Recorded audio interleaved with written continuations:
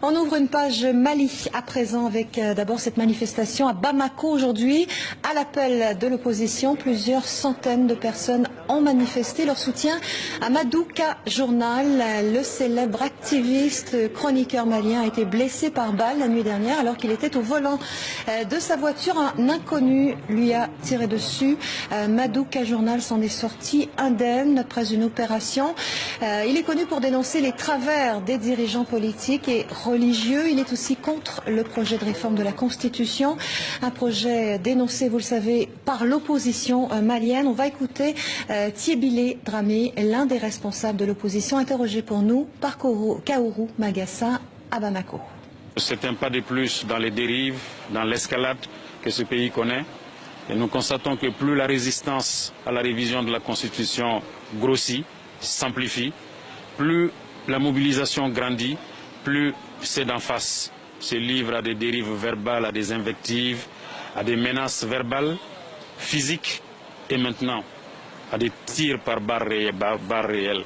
Ce n'est pas acceptable, c'est grave, c'est inquiétant. Et nous en appelons donc au président de la République, qui est le garant de la cohésion nationale, qui est le garant de la stabilité du pays, afin qu'il sorte de son mutisme, qu'il parle, qu'il apaise le pays, qu'il dise que ceux qui s'opposent à la révision constitutionnelle ne sont pas des apatrides. Ce sont des Maliens qui exercent leurs droits démocratiques, leurs droits constitutionnels, et qu'ils ont le droit de ne pas être d'accord avec les tenants du pouvoir. On reste au Mali, deuxième volet ce soir de notre série de reportages sur les défis de l'opération Barkhane. Les soldats français et maliens entreprennent ce soir une mission conjointe. Ils vont tenter d'obtenir des informations sur les routes empruntées par les groupes armés. Et c'est auprès des habitants dans les villages qu'ils vont collecter des renseignements. Un reportage de nos envoyés spéciaux dans la région de Gao, Florence Lozac, Julien Munzer et Séverine André. L'itinéraire de l'opération a été tracé sur la base de renseignements qui signalent le passage récent de groupes armés dans la zone. Ça nous permet de voir si effectivement, récemment, il n'y a pas eu des incidents qui ont émaillé la région, même les plus petits, du vol de bétail, vol de moto, peut-être un signe d'un groupe terroriste qui serait passé dans la zone, qui serait ravitaillé sur le dos de la population. Ça arrive très fréquemment. Est-ce qu'il serait possible qu'on s'asseye pour une petite réunion? Auprès de la population du village de Tinama, Français et Maliens vont tenter d'en savoir plus, mais il faut mettre les formes et prendre du temps pour que s'instaure le dialogue. Est-ce qu'avant de commencer, on peut tous se présenter pour qu'on puisse savoir quels sont nos interlocuteurs? Donc on a jugé utile de venir faire un tour à Tinahama pour nous rendre compte de ce qui se passe. Est-ce qu'ils enlèvent des gens aussi? Non, ils n'enlèvent pas des gens. Et ils agressent pas? Ils prennent juste les biens? Ils prennent les biens seulement. Ils enlèvent seulement les véhicules. S'ils ont les appareils portables, les tourelles, les téléphones, ils prennent. Mais le reste, ils n'en touchent pas. Malgré l'apparente décontraction de la réunion, l'équipement des soldats français évoque plutôt le contraire. C'est ça ce qui est le plus dur au Mali, c'est que l'ennemi est diffus, donc en fait il est mélangé avec la population. Donc on n'est jamais à l'abri au milieu d'un village, il se passe quelque chose. La rencontre est aussi un exercice concret pour les forces maliennes qui suscitent toujours la méfiance dans cette région et qui renvoient surtout l'image d'une armée faible en équipement qui peine à protéger sa population. L'armée malienne n'a pas de moyens, ils sont pauvres. Est-ce que vous voyez, ils n'ont pas les véhicules blindés là, ils n'ont que les véhicules comme ça là.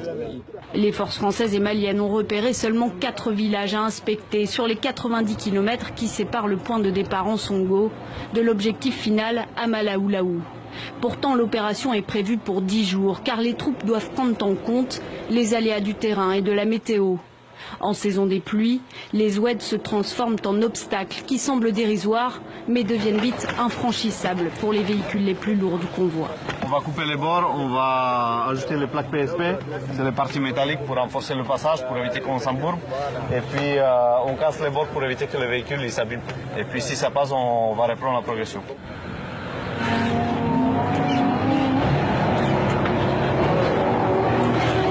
À chaque arrêt imprévu, c'est le convoi tout entier qui doit se figer pour ne pas laisser un ou deux véhicules exposés à une prise à partie.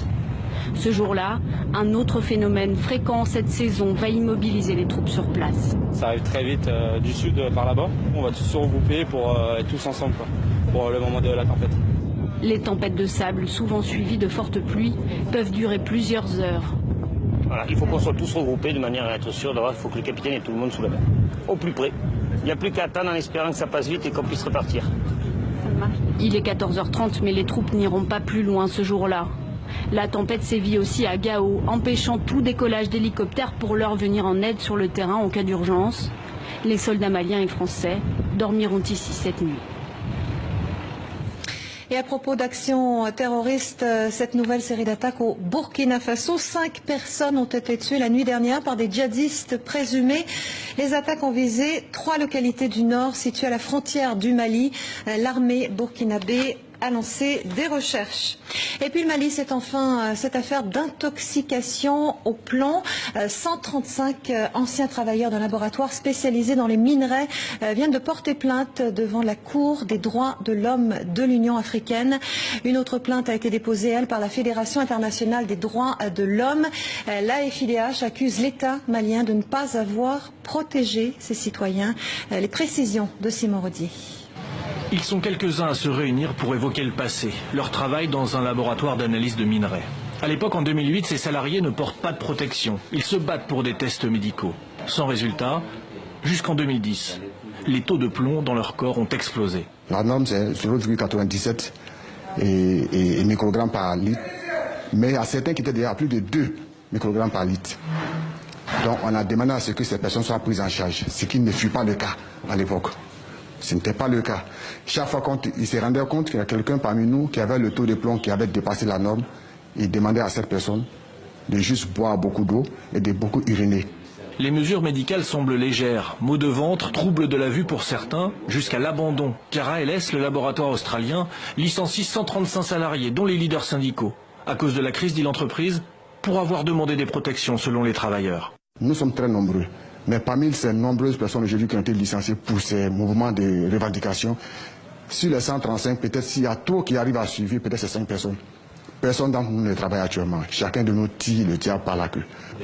Aujourd'hui, leur plainte a été déposée avec l'aide d'organisations des droits de l'homme et jugée recevable auprès de la Cour africaine des droits de l'homme et des peuples. La contamination par le plomb est très grave. Et c'est une grave atteinte aux droits de ces ex-travailleurs du groupe ALS. Voilà pourquoi nous voulons d'abord qu'ils soient pris en charge par le Mali. Et deuxièmement, qu'il y ait eu une réparation conséquente par rapport aux préjudices qu'ils ont subis. L'entreprise ALS a aujourd'hui presque entièrement quitté le Mali. Il ne reste qu'un petit laboratoire à Bamako.